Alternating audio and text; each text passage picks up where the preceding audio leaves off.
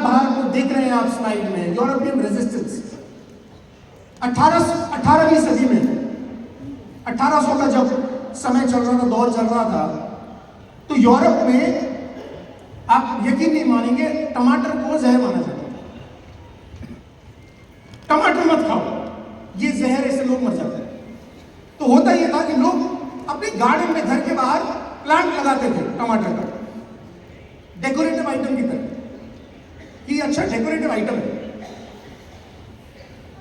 पर उसे खाते नहीं थे क्योंकि ये अफवाह फैल गई थी निश्चय जी कि इसको खाने से मौत हो जाती है, जहर है।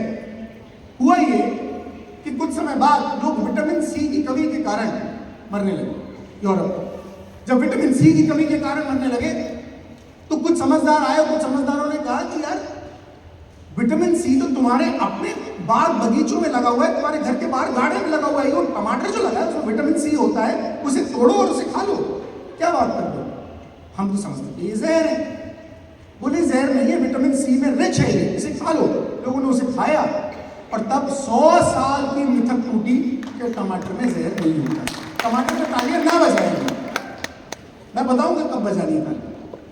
1996 में जब direct selling network marketing Hindustan में आया तो इसे समझा जाता था ये जहर है, इसे जो करता है वो बर्बाद हो जाता है। पर हिंदुस्तानी ये भूल गए थे कि यहां पर नेचुरल डेथ से ज्यादा मरने वाले, रोजाना 50 से ज्यादा लोग भूखमरी से मर जाते हैं और 50 से ज्यादा लोग सुसाइड करते हैं रोजाना हिंदुस्तान में। तो जब ये समस्या सामने आई तो कुछ समझदार जो आए मन से चिल्लाते थे, जिसमें हमारे चीफ मेंटर एक है जिन्होंने 1900 के दशक से जब से शुरुआत हुई 99 से चिल्लाना शुरू कर दिया कि भैया भूखमरी और बेरोजगारी का इलाज तो तुम्हारे पड़ोस में वो आदमी है जो डायरेक्ट सेलिंग कर रहा है, उससे जाकर मिलो, तुम्हारी भूखमरी और बेरोजगारी की समस्या दूर हो जाए। 100 साल नहीं लगे इस मिथक को दूर करने में, टमाटर को लग गए थे 100 साल। और आज 25 साल बाद अब जब एक जनरेशन चेंज आ गया है तो किसी के मन में ये नहीं है, ये चीज काम नहीं करता, क्योंकि अब हम गर्व से कहते हैं कि सरकार के एक मंत्री अब कहती है कि लखपति दीदी करोड़पति हो जाएगी, और सरकार का ही एक मंत्री अब कहता है कि डायरेक्ट सेलिंग इंडस्ट्री को हिंदुस्तान में सबसे बड़ी डायरेक्ट सेलिंग इंडस्ट्री बनाना है, वर्ल्ड मैप पर लेकर आना है। वही मंत्री जिसने साइन किए थे गैजेट नोटिफिकेशन पे डायरेक्ट सेलिंग रूल्स। अब ये 100% लीगल, 100% एथिकल है, और जिस दिन हम प्राइम मिनिस्टर को मंच पर ले आएंगे सारी कंपनीज मिलकर, उस दिन तो ये सब कुछ मिथक टूट जाएगा। इसलिए नेगेटिविटी से डरने की जरूरत नहीं है।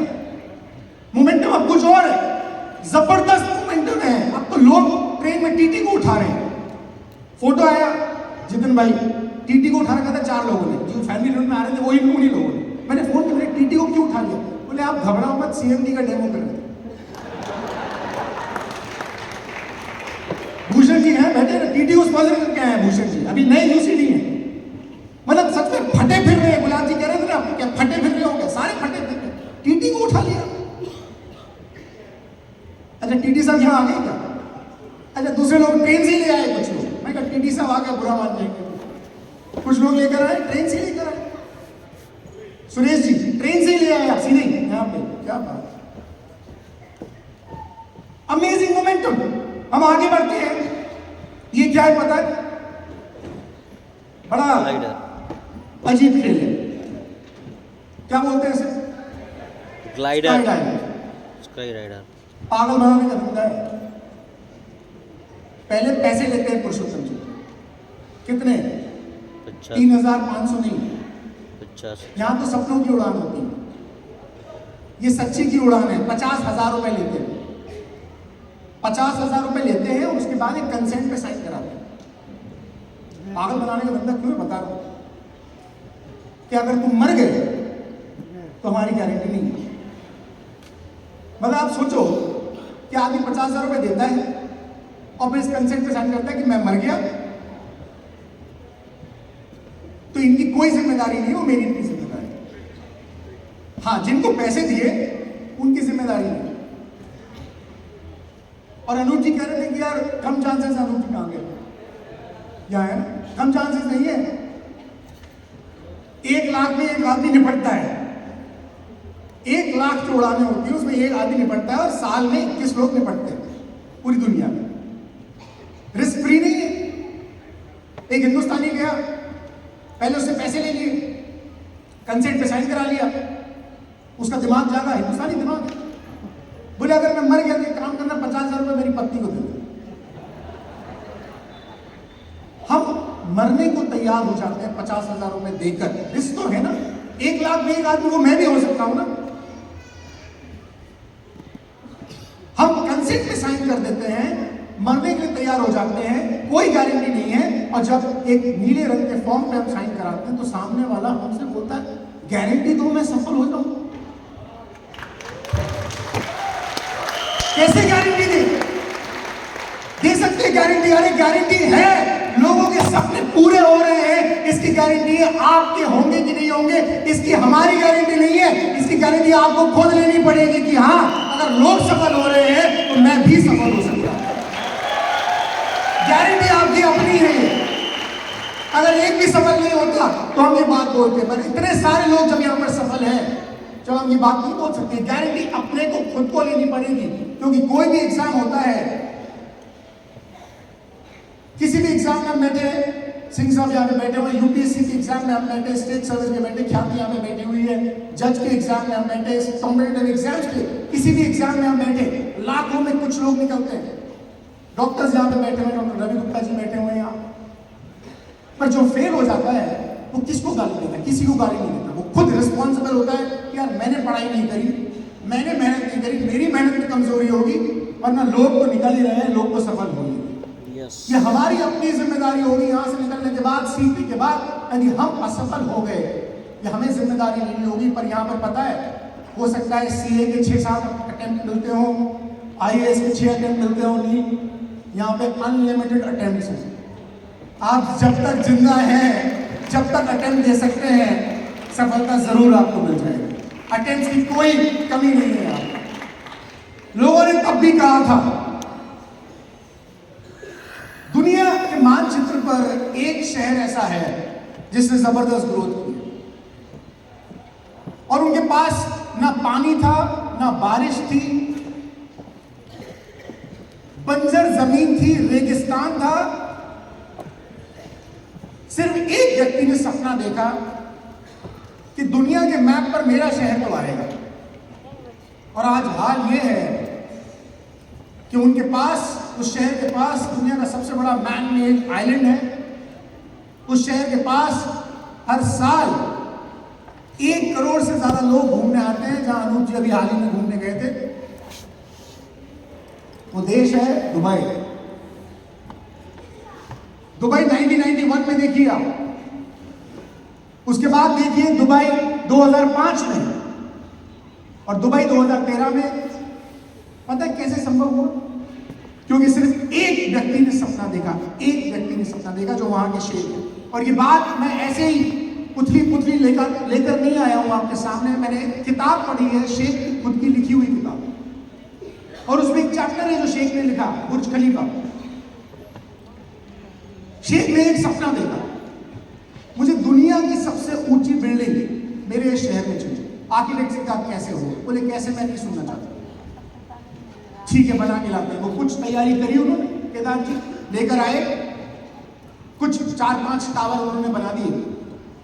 और जब प्लान रखा सामने तो शेख नाराज थे। आर्किटेक्ट्स को समझ में आ गया, ये लिखा है कि जब आर्किटेक्ट्स मेरे पास प्लान लेकर आए तो उन्हें पता समझ में आ गया था कि मैं खुश नहीं हूं इस प्लान से, क्योंकि मैंने उन्हें सिर्फ एक लाइन बोली, दिलीप जी, इंसान की बनाई हुई सबसे ऊंची बिल्डिंग मुझे इस जगह पर चाहिए, मुझे और कुछ नहीं पता। शेख ना आर्किटेक्ट थे, शेख को ना पता था कि बिल्डिंग कैसे खड़ी की जा सकती है, ना आज तक किसी ने इतनी ऊंची बिल्डिंग बनाई है। शेख ने सिर्फ सपना देखा, उसके बाद पूरी दुनिया जुड़ गई उसे देखने के लिए, उसे बनाने के लिए। और आज उससे ऊंची बिल्डिंग अभी तक कोई बना नहीं पाया। कई साल हो गए, 10-12 साल हो गए, सपना बहुत सारे लोग देख रहे हैं पर संभव नहीं कर पाए, क्योंकि शायद उनकी श्रद्धा में कमी है, कुछ ना कुछ कमी है। पर वो शेख सिर्फ एक सपना देखा और पूरा किया। हमें इस बिजनेस में हाउ पे नहीं जाना है, हमें सिर्फ एक बड़ा सपना देखना है और अपने पीछे वाई को लगा लेना है। बड़ा सपना देखना है, थोड़ा सपने का दायरा, सपने देखने का दायरा बड़ा कर लें आज, और बड़ा करके चले गए। हमारी जरूरत ही क्या है? जब श्रीनिवास जी यहाँ पर थे, कल बोल रहे थे कि 1000 करोड़ का सपना है, जब मैं मर के जाऊं तो 1000 करोड़ बना लूं। और it is possible direct selling industry में आज से 50 साल पहले जिन लोगों ने शुरुआत की थी अमेरिका के अंदर, क्योंकि अमेरिका के अंदर 1950 में आगे थी इंडस्ट्री, आज उन लोगों की वर्थ 1000 करोड़ से भी ज्यादा है। डिस्ट्रीब्यूटर्स की बात कर रहा हूं, कंपनी के मालिक की बात नहीं। और ये हिंदुस्तान में संभव हो सकता है। यस।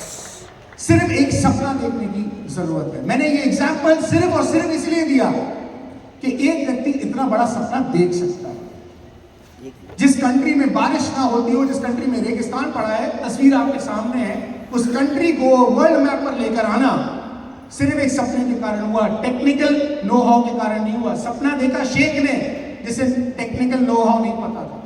आप वाय नक्की कर लें, आप बड़ा सपना देख लें, पूरे होने का साधन वेस्टीज ऑफ विनिंग टीम आपको बता देगा।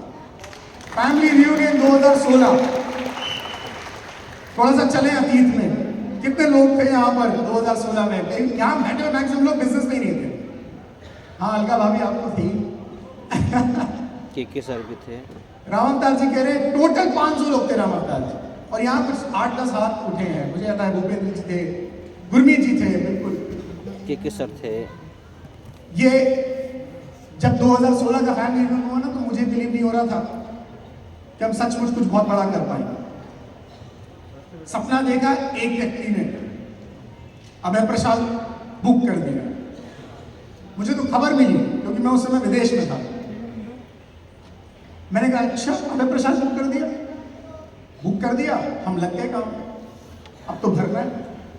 उसी एक ही व्यक्ति का सपना था कि अगले साल तालकटोरा बुक कर दिया दिल्ली का। हम फिर चौंके हैं, तालकटोरा बुक कर दिया। चलो हम लग गए काम पे कि अब ज्यादा से ज्यादा लोगों को लेकर आना, ज्यादा से ज्यादा जिंदगी को छूना है।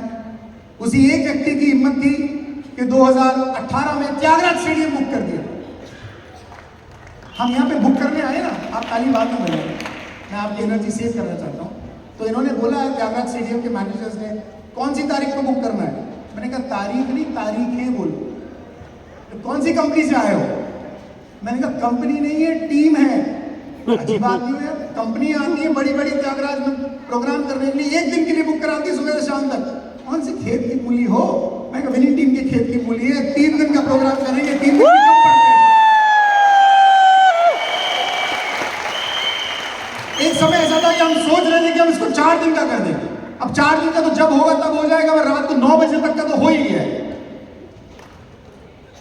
और आज के फैमिली रियूनियन की हालत, ये हैदराबाद का फैमिली रियूनियन है इस साल का।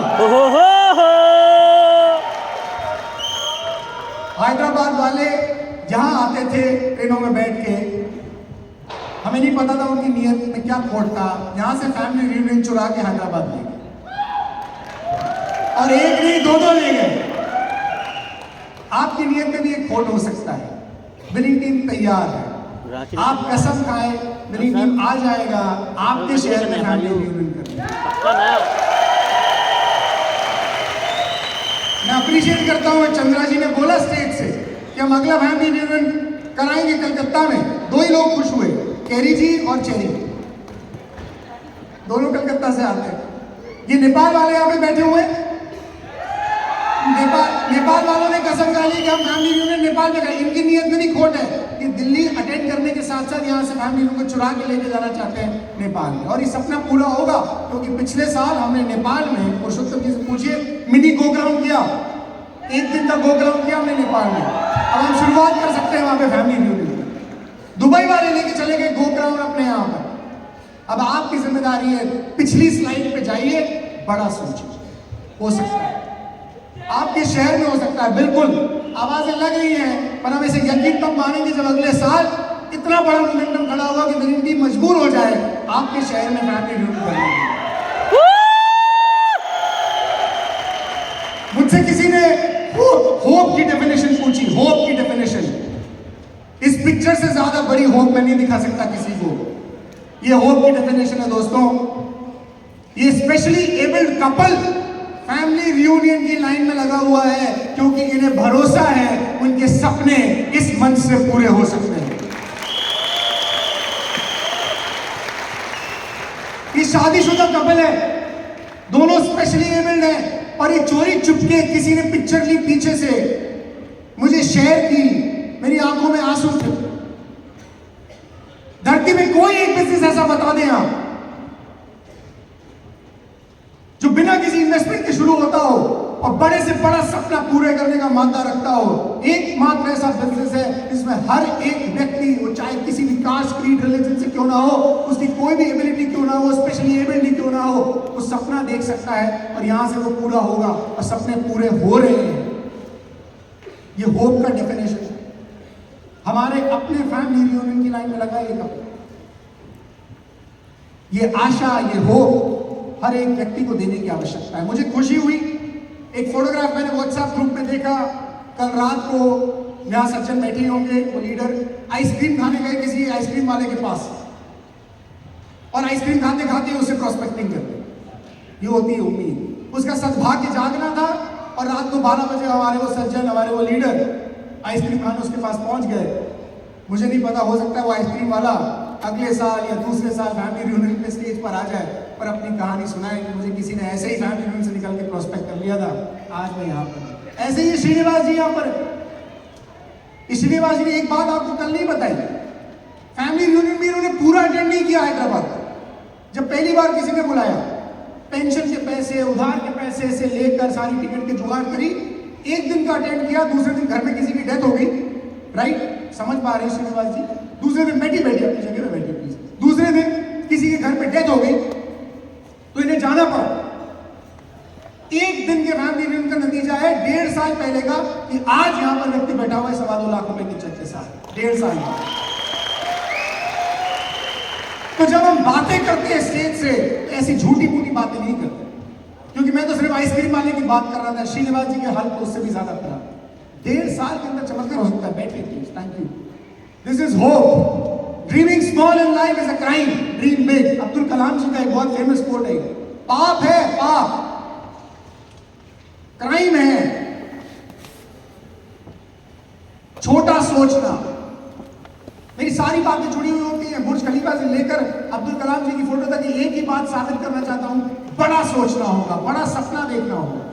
जब हम बड़ा सोचते हैं तो हम काम पे लगते हैं। अगर हम 2 लाख रुपए की इनकम के बारे में सोचेंगे तो शायद हम उतनी जल्दी काम पर ना लगे, उतने प्लान ना दिखाएं। पर जब हम 20 लाख रुपए की इनकम के बारे में सोचते हैं तो हमें लगता है कि यार 20 लाख रुपए महीने आ सकते हैं, क्योंकि लोगों के आ रहे हैं, तो हमें भरोसा होता है कि हमारे आ सकते हैं, तो हमें काम पे लगना होगा, क्योंकि 20 लाख के लिए 20 गुना एफर्ट भी ज्यादा लगता है।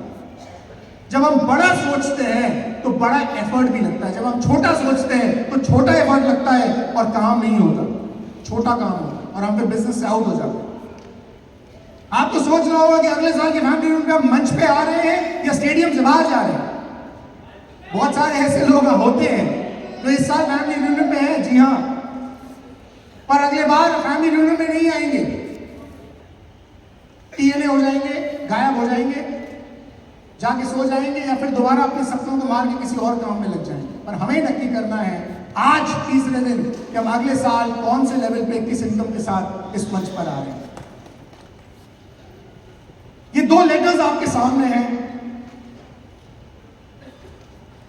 टाटा ग्रुप एक बड़ा ग्रुप है, बहुत इंस्पायरिंग ग्रुप है। मैं उस बिजनेस ग्रुप के बारे में बात नहीं कर रहा, मैं तो सिर्फ एक बाप और बेटे की कहानी के बारे में आपको बता रहा हूं। एक बड़ी मोटी सी जे.आर.डी. टाटा के खत उस किताब में है, वो किताब मैंने पढ़ी, और इस किताब को, इस खत को पढ़कर सचमुच मेरे दिल को छू गया ये खत। ये लेफ्ट में जो खत है, ये जे.आर.डी. टाटा लिख रहे हैं अपने पिता आर.डी. टाटा को। जे.आर.डी. टाटा पढ़ रहे थे उस समय विदेश में, आर.डी. टाटा देश में ही थे, और जे.आर.डी. टाटा ने एक खत लिखा अपने पिता को कि टू फादर लिखा हुआ है वहां पर। 1921 का ये खत है, 14 दिसंबर को लिखा, 23 दिसंबर को जवाब आया मुंबई से, और ये विदेश में है। इन्होंने पता क्या लिखा, जे.आर.डी. टाटा रिक्वेस्ट कर रहे हैं हाथ जोड़ के अपने पिता आर.डी. टाटा से कि पापा, मुझे पता है आप इसके लिए मना करोगे, पर मैं फिर भी आपसे कहना चाहता हूं, मुझे पता है कि 10 में से 9 चांसेस ऐसे हैं कि आप मना करोगे इसके लिए, क्योंकि मुझे पता है कि एक मोटरसाइकिल आपके लिए सिर्फ एक इंस्ट्रूमेंट है डेथ का और एक्सीडेंट का। पर फिर भी मैं रिक्वेस्ट करना चाहता हूं आपसे कि क्या मैं एक बाइक ले लूं? और ये जे.आर.डी. टाटा लिख रहे हैं कि पापा सुनो, मैं ज्यादा महंगी नहीं लूंगा। मैंने कहा गजब है, जे.आर.डी. टाटा लिख रहे हैं 1921 में बड़े उद्योगपति थे, अभी विदेश में पढ़ने गए, मैं ज्यादा महंगी नहीं लूंगा। पर पता है क्यों? मेरे पीछे से मेरे दोस्त बात करते हैं कि हैं हम सबके पास बाइक है, तेरे पास बाइक ही नहीं। तो वो मेरा मजाक उड़ा रहे हैं लोग पीछे से, मेरे दोस्त, क्या मैं एक बाइक ले सकता हूं? आप सोचिए क्या जवाब दिया होगा आर.डी. टाटा ने 10 दिन बाद। बाइक दिलाने का तो सवाल ही नहीं था। पूरे खत में बाइक का जिक्र भी नहीं है। पूरे खत में जो आर.डी. टाटा ने दोबारा अपने बेटे को लिखा, उस खत में बाइक का शब्द भी नहीं है, जिक्र भी नहीं है। सिर्फ पहले ही 4 लाइनों में एक बात लिखी और बात आप तक पहुंचे तो तालियां बजाना। वो बात पता है क्या थी? जे.आर.डी. जहांगीर, तुम्हें जिंदगी में बहुत बड़ा काम करना है, लोगों की बातों में मत आना।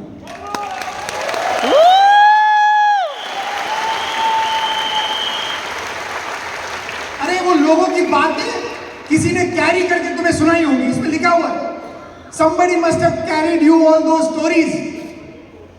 वो बहुत छोटा है, मैं पढ़ देता हूं। I am very pleased as usual to hear from you. I am very happy to see that you write me regularly and everything.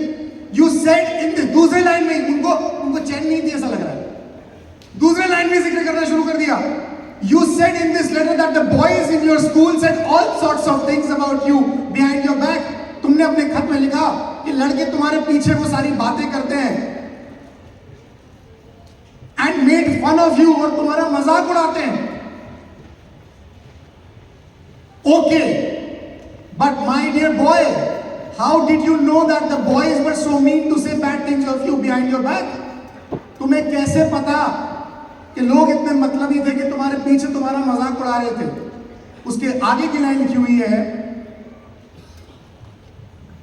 somebody must have carried you such stories। किसी ने तुम तक वो कहानियां पहुंचाई होगी, तुमने खुद नहीं सुनी है वो कहानियां। Why do you mind? तुम क्यों माइंड करते हो my dear boy about such petty things? ये छोटी मोटी बातों के बारे में क्यों माइंड करते हो? In life, when you will be little older, you will have to go through such serious things and matters that you will yourself laugh at what you know now take seriously। तुम जब थोड़े से बड़े हो जाओगे ना,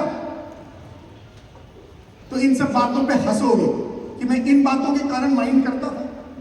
जब हम बच्चे में गुलाब भैया तो स्कूल में कोई कुछ कहता था, देख तेरी पैंट कैसी हो रही है, तेरे बाल कैसे हैं, तो हमें फील होता था। आज उनका कोई मतलब नहीं। जब आप आज प्लान दिखाने जाते हैं, लोग मजाक उड़ाते हैं, तो हम थोड़ा सा फील कर जाते हैं। पर पूछिए DUCD से कि जब ये मंच पर आते हैं तो इन्हें वो बातें याद भी रहती है कि नहीं। इसलिए आज के सारे DUCDs आपको ये बात कह रहे हैं, लोगों की बातों में मत आना, क्योंकि कुछ समय बाद जब आप मंच पर आएंगे तो ये बातों के बारे में आप माइंड नहीं करेंगे, आपको लगेगा मैं इन बातों में माइंड करूं। बाइक का जिक्र भी नहीं है। आपको चाहेंगे तो मैं लेटर आपको भेज दूंगा, पूरा लेटर। ये इन्होंने तो 2 पेज का लिखा था क्योंकि इनकी तो दरखास्त थी, बाइक लेनी थी, उन्होंने 1 पेज में निपटा दिया। बाइक का जिक्र भी नहीं है। आगे पढ़ेंगे तो आपको पता चलेगा उन्होंने लाइफ के बारे में कोच किया। बस लोगों की बातों में मत आना, क्योंकि तुम्हें जिंदगी में बहुत आगे जाना। हाइट ऑफ रिजेक्शन, ये चेहरा आपका जाना पहचाना होगा। हम तो सिर्फ लोगों से रिजेक्ट होते हैं और किसी को पता भी नहीं चलता है। नील, हमने किसी को प्लान दिखाया, उसने मना कर दिया, नहीं आया, वो मुंह पे कई बार मना भी नहीं करता। इनके साथ पता है क्या हुआ? आपको पता है ये कौन है? दुनिया के पहले US के अश्वेत राष्ट्रपति, फर्स्ट ब्लैक प्रेसिडेंट। आज तक कोई भी काला आदमी प्रेसिडेंट नहीं बना था 2008 के पहले। इनकी समस्या पता है? इन्होंने खुद अपनी किताब में लिखी है ये समस्या। मेरी समस्या इतनी बड़ी थी कि जो काले लोग थे, मैं जब उनसे वोट मांगने जाता था तो वो बोलते थे हम तुमको वोट नहीं देंगे क्योंकि तुम पूरे काले नहीं हो।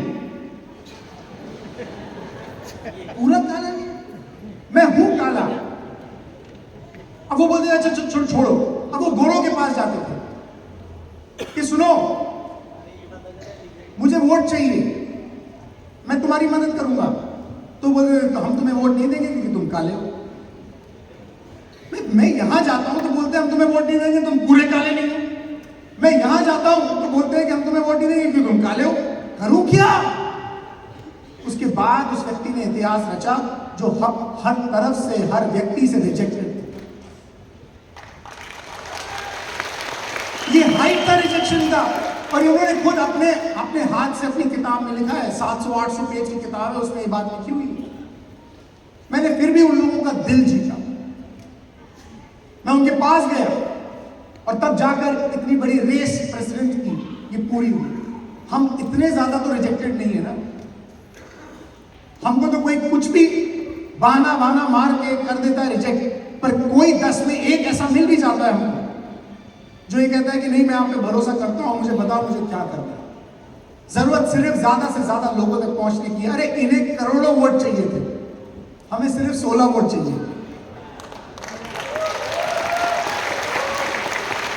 ये करोड़ों से रिजेक्ट हुए,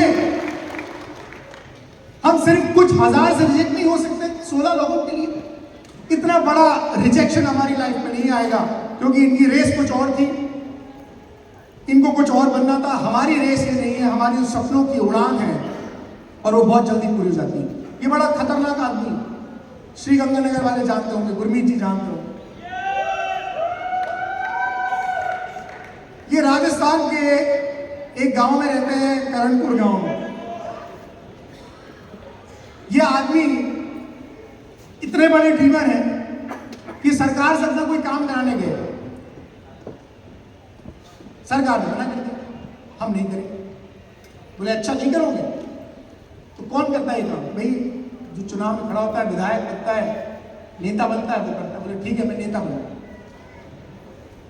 1970 से लेकर 2023 तक 32 बार चुनाव में खड़े हो चुके हैं और हर बार हार मिली है। और अभी पूछने जाओ कि बाबा क्या प्लान है कि अगला चुनाव आने दो फिर खड़ा हो जाओ।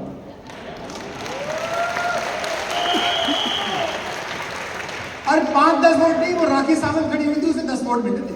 ये भाई साहब 1200 वोट लेकर मरे हर बार। छोटे मोटे आदमी नहीं, जज्बा देखिएगा, है हिम्मत हमारी। मैंने पूछा था गो ग्राउंड में हम प्रधानमंत्री क्यों नहीं, क्योंकि हम प्रधानमंत्री के चुनाव में खड़े ही। हम सिर्फ खत लिखते हैं 6ठी क्लास में, काश मैं प्रधानमंत्री होता, यदि मैं प्रधानमंत्री होता तो मैं ये करता। पर लोकसभा का चुनाव का टिकट किसने लिया और टिकट नहीं मिला तो निर्दलीय कौन खड़ा हुआ? ये हर बार 32 बार निर्दलीय खड़े होते हैं। और पता है मनरेगा में काम करते हैं, पैसे नहीं है इनके पास, और हम इस बात से परेशान होते हैं मैं कैसे भाग जाऊं, मैं कैसे काम करूं, मेरे पास पैसे ही नहीं। पैसे नहीं है, मनरेगा में काम करते हैं, चुनाव प्रचार के लिए लोग ये सपना एक आदमी देखता है, उसके जज्बे को सलाम है। और गजब बात पता है क्या है, जब वहां का चुनाव संपन्न हुआ ना तो जो जीता उसकी फोटो नहीं आई, फोटो इनकी आई, उसका सिर्फ नाम आया। अखबार वालों को भी इनकी मेहनत ज्यादा लग रही थी। तो ज्यादा बार जो फेल होता है और जब वो मंच पर आकर अपनी कहानी सुनाता है उसके लिए ज्यादा तालियां पिटती हैं बजाय उसके कि जो तुरंत ऐसे कर लेता है। और इसमें लिखा है देखो आप, करणपुर विधानसभा क्षेत्र के चुनाव में कांग्रेस प्रत्याशी रूपिंदर सिंह रूबी कुंडर को निर्वाचित किया गया है। उनका तो नाम ही है जो निर्वाचित हुआ है बेचारा। हमारे बाबा की फोटो आई है क्योंकि ये 32 बार खड़े हुए, सपनों के लिए खड़े हुए। या अभी लोकसभा में फिर मिल जाएंगे आपको प्रचार करते हुए। अभी ये खड़े हुए थे दिसंबर-नवंबर में राजस्थान के विधानसभा चुनाव में। और पता है खास बात, ग्राम पंचायत से लेकर लोकसभा तक सारे चुनाव में खड़े होते हैं। कहीं तो मौका मिल जाए। हर एक व्यक्ति को संपर्क करने की जरूरत है। पता नहीं कौन आपके भरोसे बैठा हुआ है कि यार वो आए तो मेरी जिंदगी बदल जाए। सपना किसे कहते हैं? मैं समय मेरा पूरा हो गया, मैं जल्दी से रैप अप कर रहा हूं। सिद्धि 10th स्टैंडर्ड में थी मेरी बहन सर्वदर्शी, जिसका नाम है, घर में सिद्धि बोलते हैं। और इसने कहा कि भैया एक बात पता है तुझे? एक दिन ऐसी बैठे बैठे बोली, पता है हम लोग स्कूल में, तब स्कूल में फोन अलाउ हो जाते हैं, अब होने लग गए हैं, तब शुरू हो गए थे। कि हम लोग स्कूल में जाते हैं, फोन सबमिट करने पड़ते हैं, 30 बच्चे हैं। जीपी सिंह जी 28 बच्चे अपने ब्लैकबेरी रखते हैं और मैं मेरा छोटा सा 3000 रुपए का फोन रखता हूँ और एक बच्चा और है जिसके पास थोड़ा छोटा फोन है। मुझे सुन के ऐसा लगा मेरी बहन के पास ब्लैकबेरी नहीं। एक जमाना था ब्लैकबेरी ब्लैकबेरी ब्लैकबेरी होता, हर एक आदमी के पास ब्लैकबेरी। ये तो मुझे बर्दाश्त नहीं है कि पूरे क्लास में 28 बच्चे अपना ब्लैकबेरी फोन रखते हैं। हम तो सपनों के बिजनेस में है। मैंने कहा मेरी बहन के पास ब्लैकबेरी होना चाहिए। मैं गया, इसे पापा से परमिशन लेकर एक ब्लैकबेरी फोन दिलाया और दुकान से जब बाहर निकला तो इसने कहा थैंक यू भैया। थैंक यू सपना पूरा करने की परिभाषा। वो जो थैंक यू मैंने सुना उस दिन, मुझे समझ आ गया सपना पूरा होने पर कैसी खुशी मिली। उससे भी ज्यादा खुशी मुझे तब हुई जब सिमाचारी जी मुझे पिक करने के लिए आए। मैं पीछे वाली सीट पर बैठा था, पापा आगे बैठे थे, सविता जी पीछे बैठी थी। अभी है सिमाचारी जी यहाँ पर पीछे है, रेडी होने गए, और उनकी बेटी बीच में बैठी हुई थी। और सविता जी ने मुझे पता है क्या कहा, भैया आपको पता है हमने इसका एडमिशन अभी इंटरनेशनल स्कूल में करा दिया। मैंने कहा क्या खुशी की बात है। उन्होंने कहा कि आपको पता है हमने गांव से निकलकर हैदराबाद में घर ले लिया। गांव वालों को बिलीव नहीं हुआ कि हम बड़े आदमी बन गए। हमने 8 लाख रुपए की बलिनो कार ले ली। गांव वालों को बिलीव नहीं हुआ कि ये बड़े आदमी बन गए। बोले पता नहीं कुछ लॉटरी वॉटरी लग गई होगी टेम्पररी। पर जब बेटी का एडमिशन हमने इंटरनेशनल स्कूल में कराया तो सारे गांव को बिलीव हो गया कि हाँ अब सिमाचारी और सविता बड़े आदमी बन गए। मुझे उससे भी ज्यादा खुशी जब मैंने सिद्धि को ब्लैकबेरी फोन दिलाया तब हुई जब मुझे पता चला कि आज किसी एक 15,000 रुपए कमाने वाली व्यक्ति की बेटी 5 लाख रुपए साल जिस इंटरनेशनल स्कूल की फीस होती है आज उसमें पढ़ाई कर रही है, all because of this business. इसलिए मैं कह रहा हूं छोटा सोचना क्राइम है। आप बड़ा सोचें, अपने परिवार के लिए सोचें। आज की शाम अगर आपका परिवार आपके साथ है तो उनके साथ बैठकर सपने लिखें, नहीं तो वापस जाकर अपने परिवार के साथ बैठकर सपने लिखें और उनको चिपका दें कि आप क्या क्या चाहते हैं। वो सारे सपने आपके पूरे हो सकते हैं, क्योंकि ये नहीं तो और किससे होंगे सपने पूरे, और अब नहीं तो कब होंगे दोस्त। This is the right time, this is the moment. ज्यादा समय लेने के लिए मैं क्षमा चाहूंगा, पर ये मेरी आखिरी स्लाइड है और कंसोल भी तैयार होगा इस चीज के लिए। Are we ready to accelerate? हम क्या एक्सेलरेट करने के लिए तैयार हैं? नीरज चोपड़ा है ना, ओलंपिक्स में गोल्ड मेडल जीता। मुझे एक बात बताइए कल्पेश जी, जब उसने भाला जैवलिन थ्रो में वो गोल्ड मेडल जीता था, इंडिया को रिप्रेजेंट कर रहा था, तो उसने जब भाला फेंकने की तैयारी की होगी तो कुछ कमी रखी होगी ताकत में कि यार मैं तो मतलब अब 140 करोड़ लोगों को रिप्रेजेंट कर रहा था नीरज चोपड़ा। जब वो लाइन पे खड़ा था तो वो भाला ऐसे पूरी ताकत से पकड़ा था, पूरी ताकत उसने 140 करोड़ लोगों की ताकत लगा दी कि भाला इतनी दूर जाए कि गोल्ड मेडल सिर्फ हमारे देश के नाम हो जाए। वो तो रिप्रेजेंट कर रहा था, भारत के पास आया गोल्ड मेडल जैवलिन थ्रो। अगर वो थोड़ी सी ऐसी कमी रखता ऐसे तो चुप ऐसे डाल देता, यही गिर जाता। किसकी नाक कटती? भारत देश की नाक कटती कि यार भारतीय खिलाड़ी क्या ऐसे ऐसे लेके ऐसे ऐसे डाल देते, जिसे दूर फेंक रहे तो उसे ऐसे डाल देते। हम जब किसी व्यक्ति के पास प्लान दिखाने जाते हैं ना तो हम पूरी विनिंग टीम रिप्रेजेंट कर रहे हो, और हम ऐसे सड़े से कागज पे बेकार से जो पेन चलता नहीं है उससे प्लान दिखा दे। पूरी ताकत लगनी चाहिए, वो वाली ताकत कि 32-33 लाख लोग जो विनिंग टीम में है मैं उन्हें रिप्रेजेंट कर रहा हूं, क्योंकि इस व्यक्ति की अगर जिंदगी बदली, ये विनिंग टीम में आ गया तो ये विनिंग टीम के मंच से बात करेगा कि इसके सपने पूरे हो गए। उस ताकत से अगर प्लान दिखाया जाए, मजा आ रहा, कोई ज्वाइन ना करे। इसके लिए एक्सेलरेट करना पड़ेगा पूरा, क्योंकि एक्सेलरेशन में मजा है। एक जमाना था जब बैलगाड़ी में चलते थे लोग, उसमें मजा नहीं आता। महीनों में पहुंचते थे लोग। ये फरारी का जमाना है दोस्त, जब यहाँ पे 20 साल का भरत सपने देखता है रोल्स रॉयस के। अब मुझे तो बहुत मजा आया, अभी मैं किसी फैमिली फ्रेंड से मिला, वो इंडस्ट्री का नहीं है। वो मुझे बोला भाई सुन, लैम्बोर्गिनी वालों का फोन आया था। मैंने कहा क्या हुआ? बोल रहे थे कि हम जयपुर जा रहे हैं सर, जयपुर में कोई है? मैंने कहा हाँ है। मैंने तेरा नंबर दे दिया। मैंने कहा वाह, अब मोहल्ले में चर्चा है कि हम लैम्बोर्गिनी भी ले सकते हैं। इंडस्ट्री के बाहर का आदमी है। और मुझे खुशी इस बात की है कि तो मैं ही था जब फरारी की बात करता था, आज मुझसे भी बढ़कर भरत है जो 20 साल का है। 20 साल में तो मैं भी प्लान ही दिखा रहा था।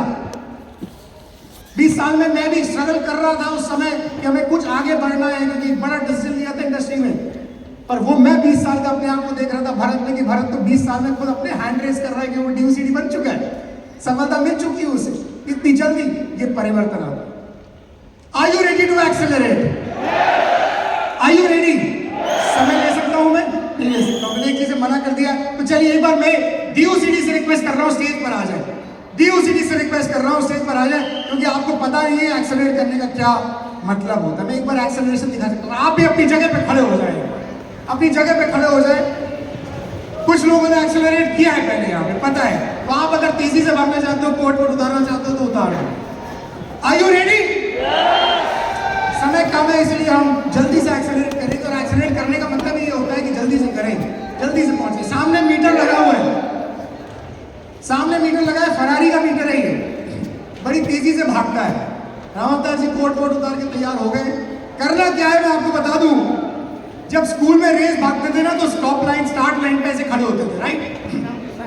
On your mark, Anup ji थे, on your mark, on your mark पे ऐसे खड़े होते थे ना, तो पेट में तितलियां दौड़ती थी कि यार अभी भागना पड़ेगा, कौन जीतेगा।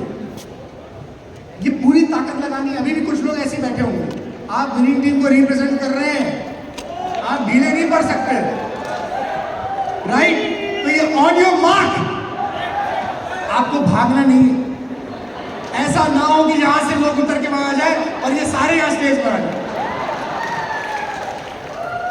हाथ चलेंगे, पैर नहीं चलेंगे, गड़बड़ हो जाएगी। तो हाथ कैसे चलेंगे? जब हम बोलेंगे स्टार्ट तो हाथ ऐसे चलेंगे जैसे हम भाग रहे हो, पर पैर नहीं चलेंगे। पसीना आना चाहिए। रियल एक्सेलरेशन का मतलब तब पता चले, क्योंकि ये एक्सेलरेशन तो अभी डेमो है। बाहर जाके आज शाम रियल एक्सेलरेशन होने वाला है।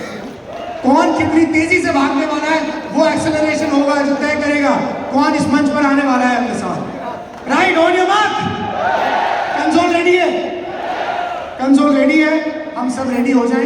मैं दोबारा बता रहा हूं कैसे भागना, ठीक है? On your mark,